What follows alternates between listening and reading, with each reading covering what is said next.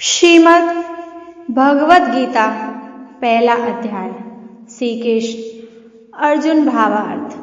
धृतराष्ट्र ने कहा, हे संजय, धर्म भूमि और कर्म भूमि में युद्ध की इच्छा से एकत्र हुए मेरे पुत्रों और पांडु के पुत्रों ने क्या किया? संजय ने कहा, हे राजन, इस समय राजा दुर्योधन पांडु पुत्रों की सेना का व्यूह रचना देखकर आचार्य द्रोणाचार्य के पास जाकर कह रहे हैं, हे आचार्य, पांडु पुत्रों की इस विशाल सेना को देखिए, जिसे आपके बुद्धिमान शिष्य द्रुपद पुत्र धृष्टद्युम्न ने इतने कौशल से व्यूह के आकार में सजाया है। इस युद्ध में भीम तथा अर्जुन के समान अनेकों महान शूरवीर और धनुर्धर हैं। युयुधान, विराट और द्रुपद जैसे भी महान योद्धा हैं।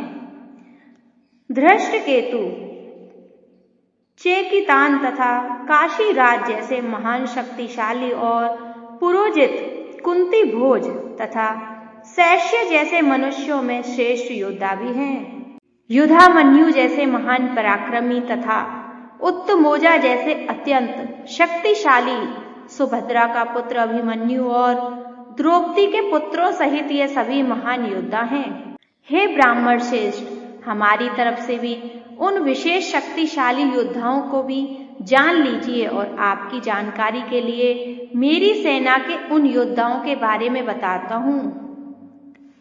मेरी सेना में स्वयं आप द्रोणाचार्य, पितामह भीष्म, कर्ण, कृपाचार्य, अश्वत्थामा, विकर्ण और सोमदत्त का पुत्र भूरिश्रवा जैसे योद्धा हैं, जो सदैव युद्ध में विजयी रहे हैं। ऐसे अनेक सूरवीर हैं जो मेरे लिए अपने जीवन का बलिदान देने के लिए अनेक प्रकार के अस्त्र शस्त्रों से सुसज्जित हैं और यह सभी युद्ध विद्या में निपुण हैं। इस प्रकार भीष्म पितामह द्वारा अच्छी प्रकार से संरक्षित हमारी सेना की शक्ति असीमित है, किंतु भीम द्वारा अच्छी प्रकार से संरक्षित होकर भी पांडवों की सेना की शक्ति सीमित है। अतः सभी मोर्चों पर अपनी अपनी जगह स्थिर रहकर आप सभी निश्चय रूप से भीष्म पितामह की सभी ओर से सहायता करें। तब कुरुवंश के वयोवृद्ध परम प्रतापी पितामह भीष्म ने दुर्योधन के हृदय में हर्ष उत्सव करते हुए सिंह गर्जना के समान उच्च स्वर से शंख बजाया। तत्पश्चात अनेक शंख, नगाड़े, ढोल, मृदंग और सिंह आदि बाजे अचानक एक साथ बज उठे। उनका वह शब्द बड़ा भयंकर था। तत्पश्चात दूसरी ओर से सफेद घोड़ों से युक्त उत्तम रथ पर आसीन योगेश्वर श्री कृष्ण और अर्जुन ने भी अलौकिक शंख बजाए। हृदय के सर्वस्व ज्ञाता श्री कृष्ण ने, पांचजन्य नामक अर्जुन ने, देवदत्त नामक और भयानक कर्म वाले भीमसेन ने पौंड्र नामक महाशंख बजाया। हे राजन, कुंती पुत्र राजा युधिष्ठिर ने अनंत विजय नामक और नकुल तथा सहदेव ने सुघोष और मणि पुष्कर नामक शंख बजाए।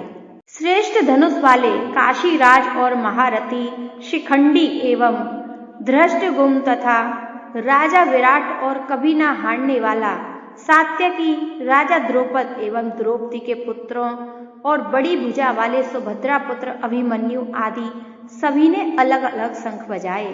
उस भयंकर ध्वनि ने आकाश और पृथ्वी को गुंजायमान करते हुए धृतराष्ट्र के पुत्रों के हृदय में शोक उत्पन्न कर दिया। हे राजन, इसके बाद हनुमान से अंकित पताका लगे रथ पर आसीन पांडु पुत्र अर्जुन ने धनुष उठाकर तीर चलाने की तैयारी के समय धृतराष्ट्र के पुत्रों को देखकर हृदय से सर्वस्व ज्ञाता श्री कृष्ण से प्रार्थना करते हुए कहा, हे अच्युत, कृपया करके मेरे रथ को दोनों सेनाओं के बीच में खड़ा करें, जिससे मैं युद्ध भूमि में उपस्थित युद्ध की इच्छा रखने वालों को देख सकूं कि इस युद्ध में मुझे किन किन से एक साथ युद्ध करना है मैं उनको भी देख सकूं जो यह राजा लोग यहाँ पर धृतराष्ट्र के दुर्बुद्धि पुत्र दुर्योधन के हित की इच्छा से युद्ध करने के लिए एकत्रित हुए हैं। संजय ने कहा, हे भरतवंशी, अर्जुन द्वारा इस प्रकार कहे जाने पर हृदय के पूर्ण ज्ञाता श्री कृष्ण ने दोनों सेनाओं के बीच में उस उत्तम रथ को खड़ा कर दिया। इस प्रकार भीष्म पितामह, आचार्य द्रोण तथा संसार के सभी राजाओं के सामने कहा कि हे पार्थ, युद्ध के लिए एकत्रित हुए इन सभी कुरु वंश के सदस्यों को देख। वहां प्रथापुत्र अर्जुन ने अपने ताऊओं, चाचाओं को, दादाओं, परदादाओं को, गुरुओं को, मामाओं को, भाइयों को, पुत्रों को, पौत्रों को और मित्रों को देखा। कुंती पुत्र अर्जुन ने ससुरों को और शुभ चिंतकों सहित दोनों तरफ की सेनाओं में अपने ही सभी संबंधियों को देखा। तब करुणा से अभिभूत होकर शोक करते हुए अर्जुन ने कहा, हे कृष्ण, युद्ध की इच्छा वाले इन सभी मित्रों तथा संबंधियों को उपस्थित देखकर मेरे शरीर के सभी अंग कांप रहे हैं और मुख सूखा जा रहा है और मेरे शरीर में कंपन से रोमांच उत्पन्न हो रहा है। मेरे हाथ से गांडीव धनुष छूट रहा है और त्वचा भी जल रही है। मेरा मन भ्रमित सा हो रहा है, इसलिए मैं खड़ा भी नहीं कर पा रहा हूं। हे केशव, मुझे तो केवल अशुभ लक्षण ही दिखाई दे रहे हैं। युद्ध में स्वजनों को मारने में मुझे कोई कल्याण दिखाई नहीं देता। हे कृष्ण, मैं ना तो विजय चाहता हूं और ना ही राज्य और सुखों की इच्छा करता हूं।